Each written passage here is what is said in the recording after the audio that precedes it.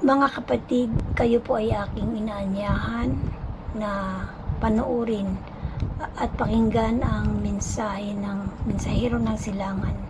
Mga video na kung saan ay nagbukas ng aking diwa at nasagot ang marami kong katanungan.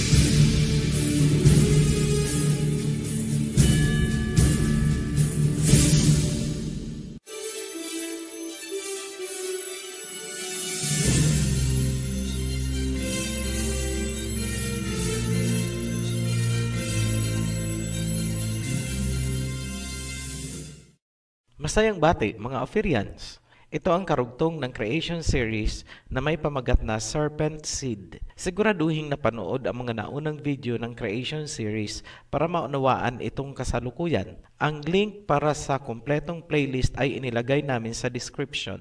Ito ang mga katanungang masasagot sa video na ito. Number 1. Sino ang Serpent Seed? Number 2. Bakit napatay ni Cain si Abel? Number 3. Ano ang marka na inilagay kay Cain bago ito pinalayas? Number 4. Bakit naghintay si Adam na umabot sa edad na 130 years bago niya muling kinilala si Eve? Bago po tayo magpatuloy, may mahalaga tayong punto na nais linawin. Ang Ophirian heritage ay hindi naghahatid ng doktrina dahil hindi po kami sekta o relihiyon. Bakit namin inaaral ang Biblia? Dahil ang Biblia ay bahagi ng Hebrew heritage. Gusto naming makuha kung ano ba talaga ang nais iparating na mensahe, bakit sinulat ang Biblia. Ang interpretation namin ang inilalabas namin sa video na inyong napapanood. Magpapatuloy kami ngayon sa katanungang sino ang serpent seed. Para masagot dyan, kailangang pansining mabuti ang verse na ito. Pansamantala nating inalis ang nakaharang na salita ni Eve para lumutang ang sequence. Paraphrasing po ang tawag dyan. Buklatin po sa Genesis chapter 4 verse 4. Adam made love to his wife Eve, and she became pregnant and gave birth to Cain. Later, she gave birth to his brother Abel. Ipinakita ng talata na minsang nagbuntis si Eve, lumabas si Cain at si Abel. Dalawa ang bunga, meaning kambal sila. Ikumpara natin kung paano maglarawan ang Genesis kung hindi kambal. Ganito po ang style ng pagkakasulat ng Genesis kung hindi kambal ang inilabas. Sa Genesis chapter 29, makikita po natin yung the mothers of the patriarchs. Simula po kay Leah. So Genesis 29 verse 32. And Leah conceived and bare a son, and she called his name Reuben.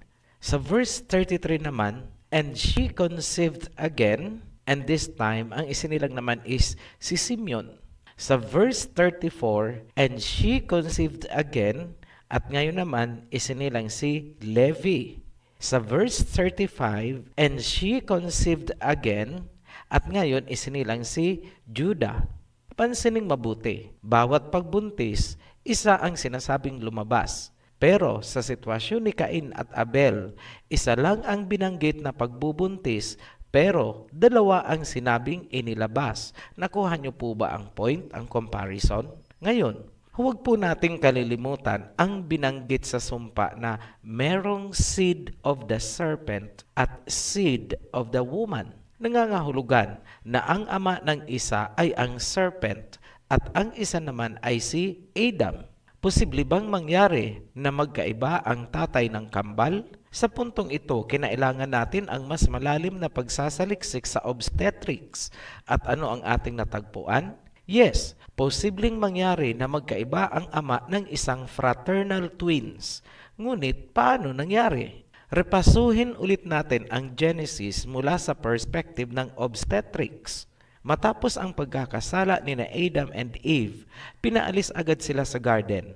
Karugtong ng pangyayari, kinilala ni Adam ang kanyang asawa matapos silang lumabas ng garden. Hindi sinabing naghintay pa si Adam na umapak sa kung anong edad bago niya kinilala si Eve. Dapat nating ikonsidera na katatapos lang kumain ni na Adam ng prutas, ibig sabihin energized pa sila. Hindi pa tuluyang humuhupa ang epekto ng prutas. Parang nasa honeymoon stage ang mag-asawa ngayon. Sana huwag niyo pong lagyan ng malisya ang paglalarawan. Ngayon, paanong nangyari na ang binhi ni Adam ay napasabay sa binhi ng serpent? Dito papasok ang kaalaman mula sa OB, ang stage kung saan ang sperm cell ng lalaki ay mag-unite or papasok sa egg cell ng babae ay tinatawag na fertilization. Pagkatapos ng fertilization, makalipas ang 5 hanggang 7 araw, ang fertilized egg ay kakapit na sa bahay bata. Matapos kumapit ang fertilized egg, magsasara na ang bahay bata para wala nang makapasok na ibang sperm cell kahit muling makipagtalik ang babae habang nagbubuntis. Ngayon, mahalagang tandaan na may 5 hanggang 7 araw na nakabukas ang bahay bata habang hindi pa kumakapit ang fertilized egg. Sa loob ng 7 araw na yan, nangyari ang pagkilala ni Adam kay Eve. Naihabol ni Adam ang kanyang binhi bago magsara ang bahay bata, kaya nabuo ng sabay sina Cain at Abel. Yan ang pangyayari na nagpapaliwanag kung paanong naging kambal sina Cain at Abel pero magkaiba ang ama. Tinatawag yan sa obstetrics na heterofraternal superfecundation. Sa mga nagtataka at nagtatanong kung posible ba ang interspecies breeding? Yes, bigyan namin kayo ng halimbawa. Ang donkey at kabayo ay magkaibang species yan. Ngunit kapag ang lalaking donkey at babaeng kabayo ay nagmating, nagkakaanak sila at tinatawag na mule. Kapag ang lalaking kabayo naman at babaeng donkey ang nagmating, ang kinalalabasan ay hini. Mula sa example na yan, hindi imposible na ma-fertilize ng serpent ang egg cell ni Eve. Ngayon, sino ang naging hybrid human serpent? Simple lang, kung sino ang hindi kinilala ni Adam bilang anak, ay most probably siya ang serpent seed. Makikita ba yan sa Genesis? Yes. Dinadaan-daanan lang ang mga talata at hindi napapansin ang nilalaman. Sobrang napakahalaga po nito sa katuparan ng prophecies. Ito ang pinakaugat ng sinabi sa Matthew chapter 24 verse 7 na nations shall rise against nations and kingdoms against kingdoms. Ganyan siya kahalaga. Seed of the serpent versus seed of the woman. Simulan natin sa pagkumpara ng mga reactions ni Adam and Eve noong iniluwal sina Cain, Abel at Seth. Kailangan po nating isali si Seth dahil may konektadong information papunta kay Abel. Noong isinilang si Cain, ganito ang naging eksena. Genesis chapter 4 verse 1. Now Adam knew Eve his wife, and she conceived and bore Cain, and said, I have acquired a man from the Lord. Ano lang ang sinabi ni Eve? Nagkaroon daw siya ng anak na lalaki galing kay Lord. May sinabi bang nagmana si Cain sa image and likeness ni Adam? Wala. Red flag number 1 po yan. Malayo siguro ang itsura, kaya hindi masabi-sabi ni Eve na nagmana si Cain kay Adam. Kaya galing na lang kay Lord.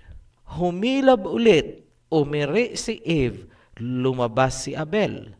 Ngayon, speechless ang mag-asawa. Hindi sila makaimik. Napansin nyo ba sa Genesis kung may sinabi silang kahit ano noong inilabas si Abel? Wala po. Bakit kaya? Red flag number 2. Kung sa itsura ni Cain, sinabi ni Eve na galing kay Lord, bakit hindi niya sinabing galing din kay Lord si Abel? Sa sitwasyong ito, hindi na nila malaman kung ano ang dapat isipin. Tandaan na first time nilang makakita ng sanggol. Overwhelming situation yon para sa kanila. Mag-pass forward tayo sa eksena noong isinilang si Seth. Pansinin niyong mabuti ang pagkakaiba ng reaction nila. Sa Genesis chapter 5 verse 3, "And Adam lived 130 years and begot a son in his own likeness after his image and named him Seth." Ang sabi ng talata, in his own likeness after his image. Nagmana daw kay Adam si Seth. Sa panahong ito, alam ni Adam na matagal ng panahon ang nakalipas mula nung nagkaroon sila ng serpent encounter. Sigurado siyang kanya nga si Seth. Ano ang sabi ni Eve? Genesis chapter 4 verse 25. "For Elohim has appointed another seed for me instead of Abel, whom Cain killed." Kung si Seth ay in the image and likeness ni Adam, ibig sabihin, ganun din si Abel. Dahil sinabi nilang kapalit ito ni Abel. Pansinin ang salitang another seed. So by elimination, ang kinilalang anak ni Adam ay si Abel at si Seth. So malamang si Cain nga ang serpent seed. Ngunit hanap pa tayo ng ibang corroborative information upang suportahan natin na si Cain ay hindi anak ni Adam.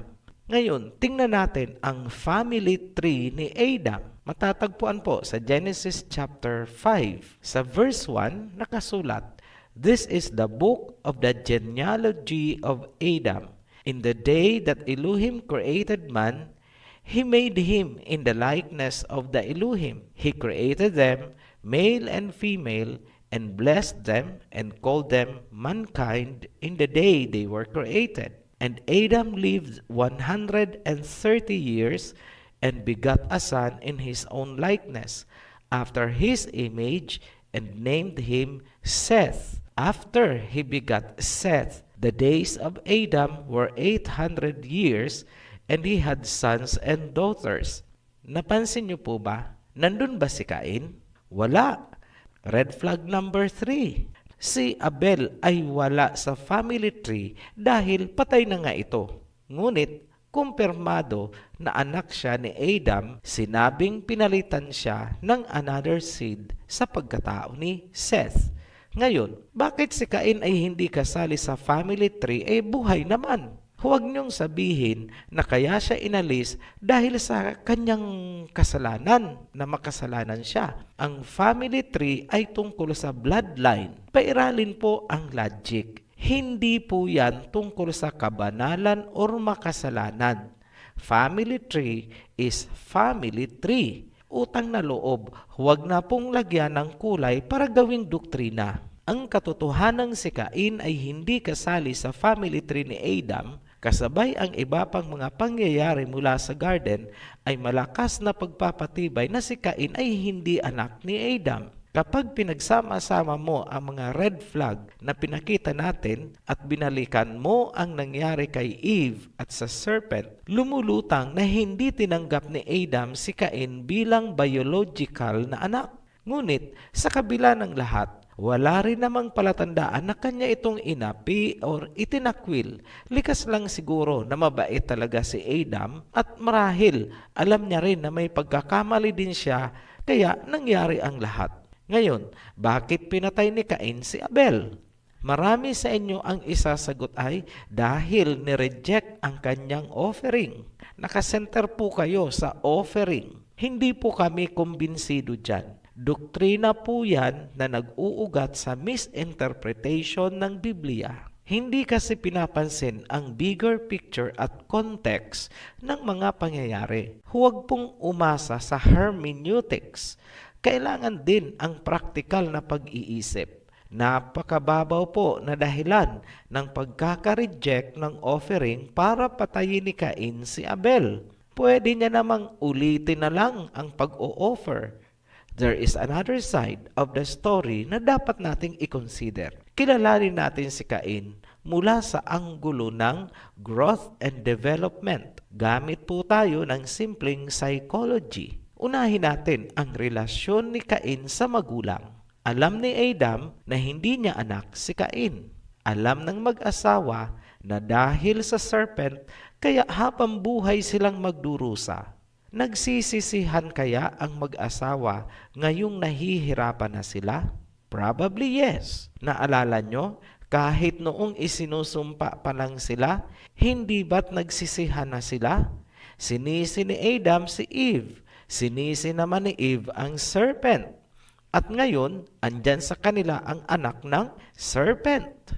Hindi santo sina Adam and Eve. Ordinaryo silang tao kagaya natin.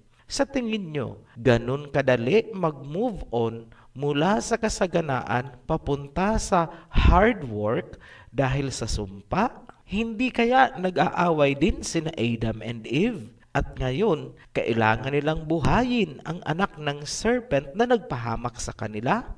Ano kaya sa tingin nyo ang pinagdaraanan ni Cain kung ganyan ang sitwasyon na kanyang pinagmulan? Isang salita lang ang nararamdaman ni Cain noon, rejection.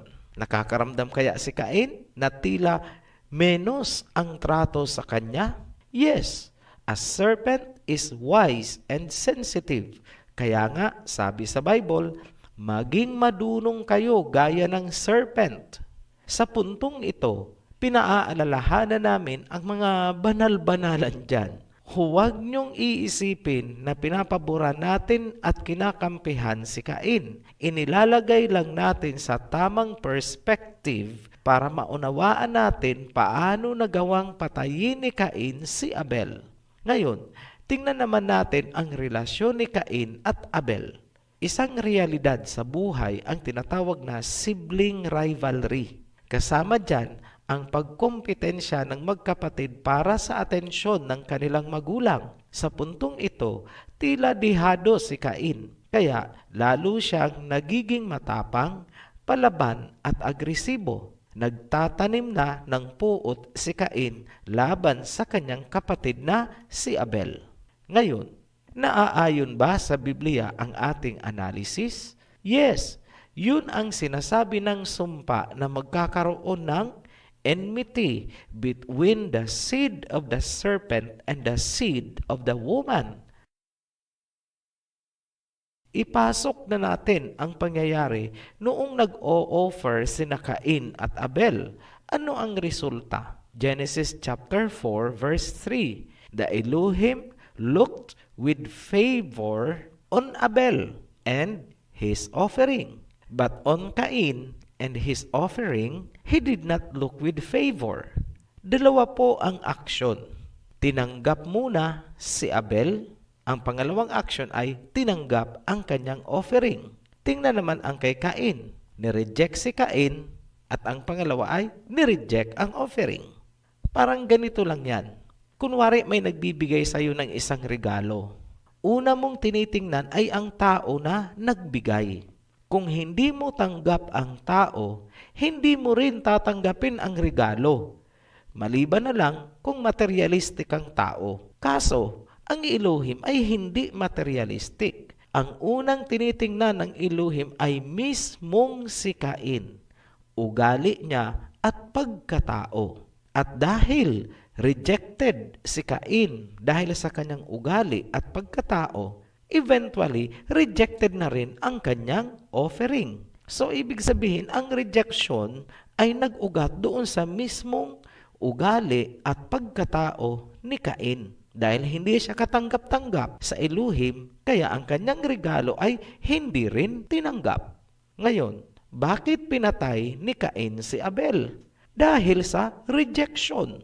Ang hindi pagtanggap sa kanyang offering ay isa lamang palatandaan na siya mismo ay hindi tinatanggap. So, sa tanang buhay ni Cain, puro na lang rejection ang inaabot niya. Kumbaga, itong pinakahuling rejection na nangyari, ang pinakasukdulan at sumambulat na ang mga kinikimkim niya. Lahat ng insecurity, jealousy, inggit, galit, awa sa sarili, at kung ano-ano pang mga negative emotions, isa lang ang naging outlet ni Cain. Yun ay ang pagpatay niya kay Abel. Sa pagpatay ni Cain kay Abel, nagkatotoo ba ang sumpa? Yes, natupad na naman ang sumpa. Sinabi sa serpent, I will put enmity between your seed and her seed. Maliwanag na ngayon na si Cain ang seed ng serpent. Isinumpa at pinalayas ng Elohim si Cain. Ang sabi ni Cain sa Elohim, kung sino ang makatagpo sa akin, ako ay papatayin. At ano naman ang sagot ng Elohim? Walang sino mang pwedeng pumatay kay Cain. At bago niya ito tuluyang pinaalis, nilagyan niya ng marka si Cain upang walang papatay sa kanya. Kung naaalala nyo pa ang kauna-unahan naming video, ginamit natin ang kwento ni Cain upang ipakita na merong ibang tao sa panahon ni na Adam at yun ang kinatatakutan ni Cain na papatay sa kanya. Ngayon, ano kaya ang marka na inilagay kay Cain? Wala pong sinabi ang Biblia. Kahit anong gawin nating halughog, wala po. Sa puntong ito, we would be very honest na ang pagtatalakay natin sa marka ni Cain ay isang hypothesis ng Ophirian hango mismo sa pagkatao ni Cain at sa mga context. Tandaan na si Cain ang seed of the serpent. Ano ang marka? Pinalutang at pinaigting ang katangian ng serpent kay Cain, gaya ng mata at balat. Yun ang marka. Katatakutan siya ng kapwa niya mga hybrids at walang mangangahas gumalaw kay Cain dahil sa kakaiba niyang itsura. Kaya, huwag kayong magtataka ngayon bakit nagkaroon ng mga Zuma, Galema at Medusa, yung mga mythology. Kahit dito sa Pilipinas, noon naalala ko sa mga comics, meron niya si Zuma at si Galema. Halfway to the truth po ang mga yan. Si Cain ang naging hari ng mga human hybrids pagdating niya sa lupain ng Nod. Paano namin nasabi? Basahin nyo ang Genesis chapter 4. Nasabi doon na nagtayo si Cain ng city. Ibig sabihin, nagawa niyang pagtrabahuin at manduhan ang mga tao. Mahabang panahon ang pagtatayo ng city, kung kaya nagkaroon si Cain ng 5 henerasyon habang itinatayo ito. Lahi na ni Cain ang pumapalit na populasyon doon dahil unti-unti nang namamatay ang lahi ng first couple. Anong klaseng lahi ang nanggaling kay Cain? Basahin natin. Genesis chapter 4 verse 19. Lamech married 2 women, one named Ada and the other Zillah. Ada gave birth to Jabal. He was the father of those who live in tents and raise livestock. His brother's name was Jubal. He was the father of all who play string instruments and pipes. Zillah also had a son, Tubal-Cain, who forged all kinds of tools out of bronze and iron. Tubal-Cain's sister was Naamah. Sa Genesis chapter 4 verse 23, Lamech said to his wives, Ada and Zillah, listen to me. Wives of Lamech, hear my words. I have killed a man for wounding me, a young man for injuring me. If Cain is avenged 7 times, then Lamech 77 times. Paalala lang po, ang binabanggit po sa Genesis chapter 4 na Enoch at Lamech ay yung nanggaling sa lahi ni Cain. Huwag po kayong malilito, iba po yung Enoch at Lamech na galing sa lahi ni Seth. Deklarado sa talata na ang lahi ni Cain ay mababangis. Parang napakadali lang sa kanila ang pumatay. May kakayahan silang gawin yun dahil technologically advanced na sila. Marunong na silang gumawa ng iron and bronze na sandata. Advanced na rin sila pagdating sa entertainment, lalo na sa music. Samantala, balikan natin si Adam and Eve. Kumusta na kaya sila? Bakit kaya ang haba ng pinalipas na panahon bago nasundan si Cain at Abel? Nadala ba si Eve dahil sa hirap ng panganganak? Tila hindi po yun ang rason. Ang paliwanag ay matatagpuan sa verse na ito. Genesis chapter 2 verse 24. That is why a man leaves his father and mother and is united to his wife, and they become one flesh. Titigan ang salitang one flesh o ang pag-iisang laman ng babae at lalaki. Yan ang pundasyon ng dahilan kaya matagal silang hindi nagkaanak. Linawin po natin. Paano nagiging one flesh ang lalaki at babae? Gumamit tayo ng simpleng biochemistry. Ang katawan ng tao ay basically made up of protein. So ano po yung mga basic elements ng protein? You have there yung carbon, hydrogen, oxygen, at nitrogen. Sa isang salita, protein. Yan ang basic molecular structure na tinatawag sa Bible na flesh. Nangyayari ang pag-iisang laman sa unang pagkakataon na kinilala ng lalaki ang babae at siya ay nagsali ng kanyang protina sa babae. May pagbabagong nangyayari sa reproductive system ng babae kung saan lahat ng kanyang egg cell sa mga darating na panahon ay may tatak na ng unang lalaki na kumilala sa kanya. Gumamit tayo ng isang halimbawa para madaling maintindihan. Kunwari, tawagin natin ang babae na si Petra. Unang nakasiping ni Petra ay si Pedro. Matapos ang nangyari, iniwan siya ni Pedro. Lumipas ang mahigit 10 taon bago naging asawa ni Petra si Juan. So, si Juan ang pangalawang lalaki sa buhay ni Petra. Ilang taon ang lumipas? 10. Ngayon, ang mga magiging anak ni Juan kay Petra ay maaari pa ring magtaglay ng traits galing kay Pedro na unang nakatalik ni Petra 10 years ago. Ano ang dahilan? Dahil naging one flesh si Petra at si Pedro noong sila ay nagtalik 10 years na ang nakalipas. Sa science, ang tawag dyan ay telegony. So, paano nangyayari itong telegony? May mga bagong research ngayon na nagpapakita na ang seminal fluid ng lalaki ay nagtataglay ng mga tinatawag na dsRNA or double-stranded ribonucleic acid at iba pang mga complex proteins.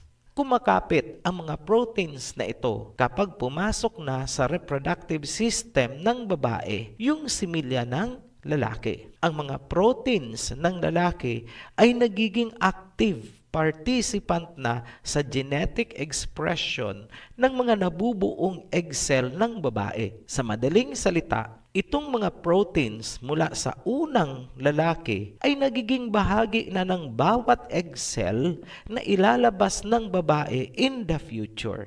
Yan po ang simpleng pag-uunawa sa telegony. Para sa may mga background sa molecular biology and genetics, ang telegony ay RNA-mediated non-Mendelian inheritance of epigenetic changes. The PIMID ID for that research is 206-26678. One research showed the presence of dsRNA in seminal plasma that may influence human oocyte development and therefore the offspring. PIMED number 2909374 through Genetic Frontiers. Balik po tayo sa layman language. Ang telegony ay hindi maitatanggi na tumutukoy sa one flesh or pag-iisang laman ng babae at lalaki sa oras na maipasok ng lalaki ang kanyang binhi.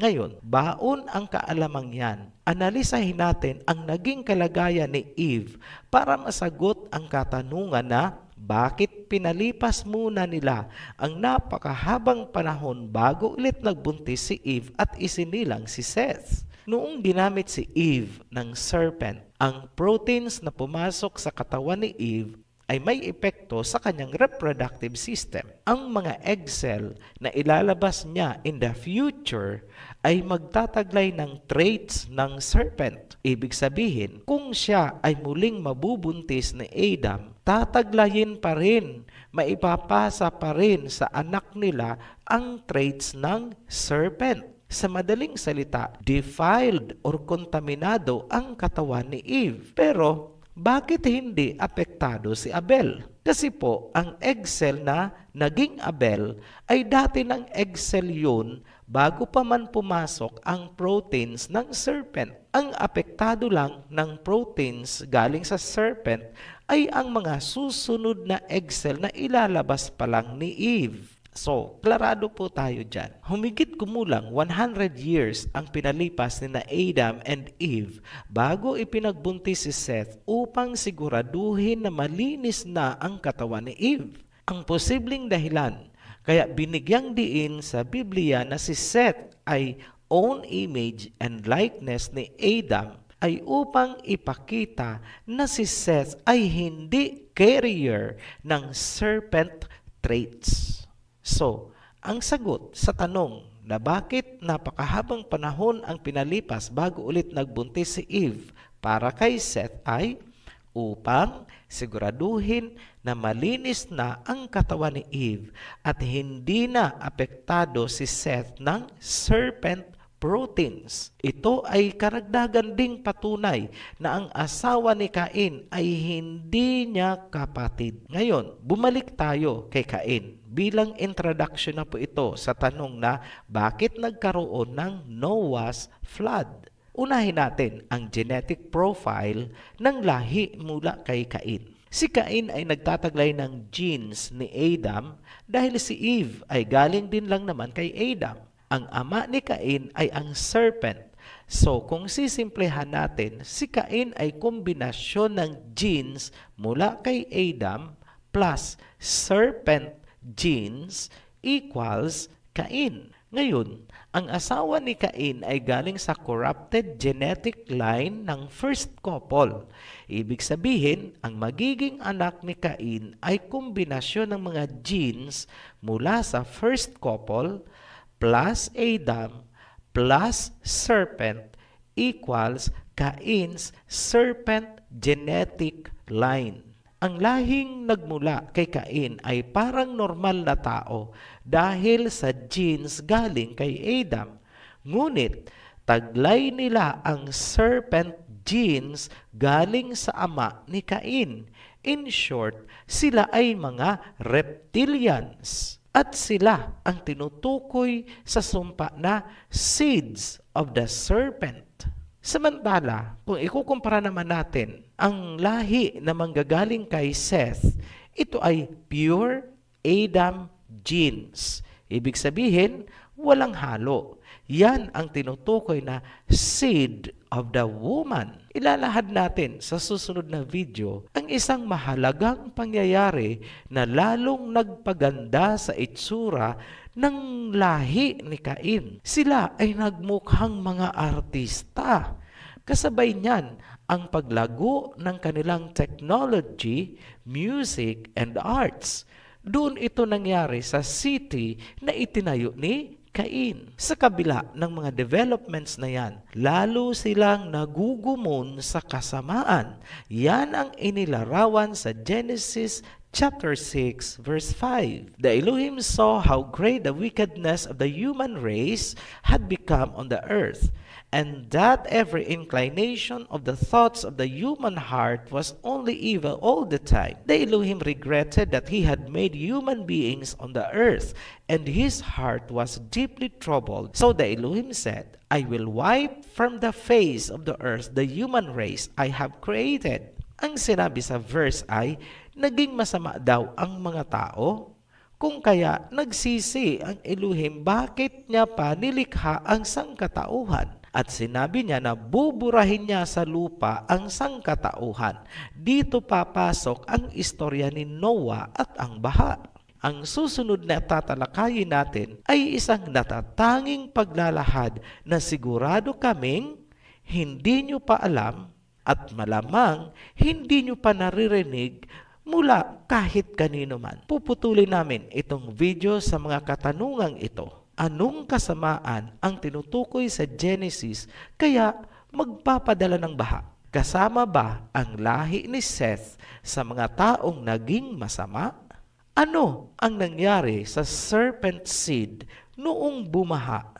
Abangan niyo po lahat yan sa aming pagpapatuloy. Muli kaming nagpapasalamat sa mga patuloy na nagsusubaybay sa serye na ito. Para naman sa mga bagong subscribers natin, welcome po sa ating channel. Ipinapayo namin na gamitin nyo ang playlist para tama ang pagkakasunod-sunod ng inyong pinapanood at hindi kayo maguluhan. Click nyo lang po ang Ophirian Heritage icon, then click nyo ang playlist at piliin nyo na lang po doon ang Creation Series. Hanggang sa muli, be blessed, Ophirians!